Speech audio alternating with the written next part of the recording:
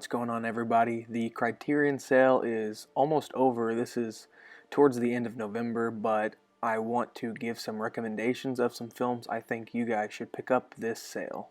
There are really a lot of films to choose from, and I hope that this video just helps you narrow down some of the films you might want to pick up this November.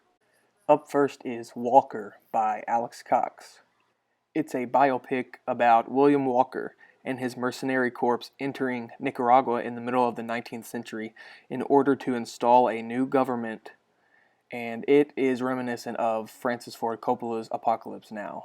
This is an awesome biopic and a great portrait of a person obsessed with power. His descent into madness is very similar to that of Marlon Brando's character in Apocalypse Now. And Alex Cox also described Sergio Leone as a huge stylistic influence on this movie for him, as well as Akira Kurosawa. The next film I want to recommend is On the Waterfront, directed by Elia Kazan, starring the great Marlon Brando. This is one of the best films to come out of the 1950s, and Marlon Brando's performance is one of the all-time greatest performances in film history here. I'd stack it up along with his performance in A Streetcar Named Desire as well. Both of these performances are masterful, and his "I could have been a contender" speech is amazing here as well. It's a masterful film about standing up for yourself and doing what you think is right, and this whole movie is just phenomenal. If you haven't seen it, you need to check it out. The next film I want to recommend you guys have already heard of. Obviously, it's The Grand Budapest Hotel, directed by Wes Anderson. He's one of my maybe top 5 favorite directors ever, and to me this is objectively his best movie, and this Criterion edition is amazing. It's so worth the price. You get so many amazing supplements, and the packaging is amazing as well. I think this one is his best because the style matches with the humor and the story flow so well. I just think it's a perfect blend of what makes Wes Anderson great. Criterion took about 6 years to put this in the collection after its theatrical release, and I just really hope that Isle of Dogs doesn't take that long. The same can be said for The French Dispatch. Just go ahead and release those. I really need them to sit on my shelf. Mate Juan, directed by John Sayles, is a great depiction of coal miners standing up for themselves against a corrupt and repressive coal company. The conflict is so violent from the very start, and the movie just keeps escalating and escalating into many, many shootouts. It sort of works as a Western, but it's set in like Virginia. I guess it's just kind of a Western because of all the pistol shootouts and kind of showdowns that they have, but it's a pretty violent movie, and it's a story about the underdog taking on someone bigger than they are. This features a great performance by James Earl Jones, so if you love him and you haven't seen this movie, you have to see it. Next up is a huge film, and it was very popular during last November's Criterion sale. This is Citizen Kane, directed by Orson Welles. This is widely considered one of the best movies ever made, and Orson Welles was only 25 when he made it.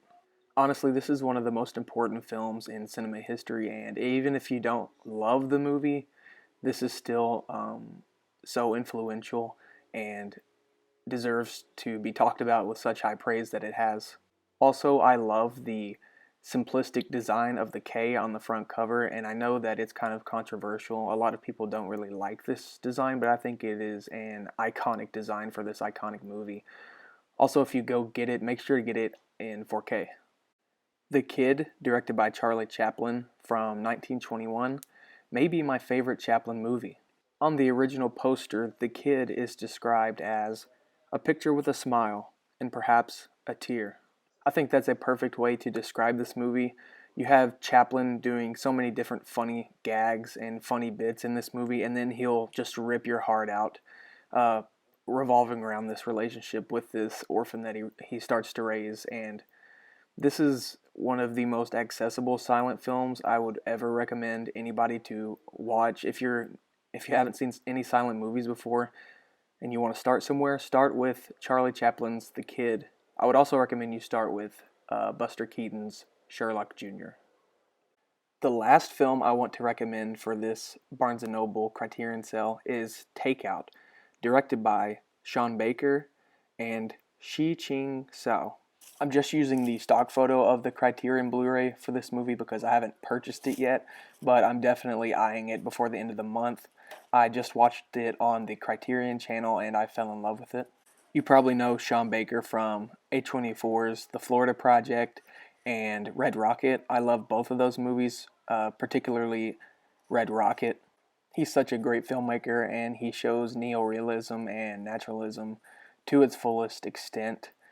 This movie is him working on practically no budget and he's just using it as a cinema verite or documentary style film. He uses non actors here as usual, and it all just feels like real life. To me, Takeout feels like his most realistic movie, and the lower budget definitely helps with that.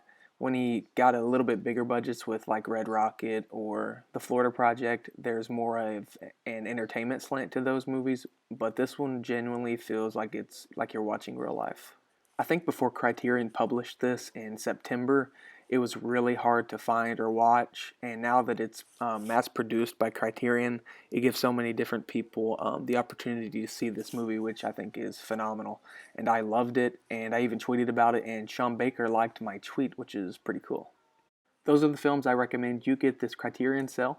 Please let me know in the comments what you grabbed and give me some recommendations. I need recommendations just like everybody else.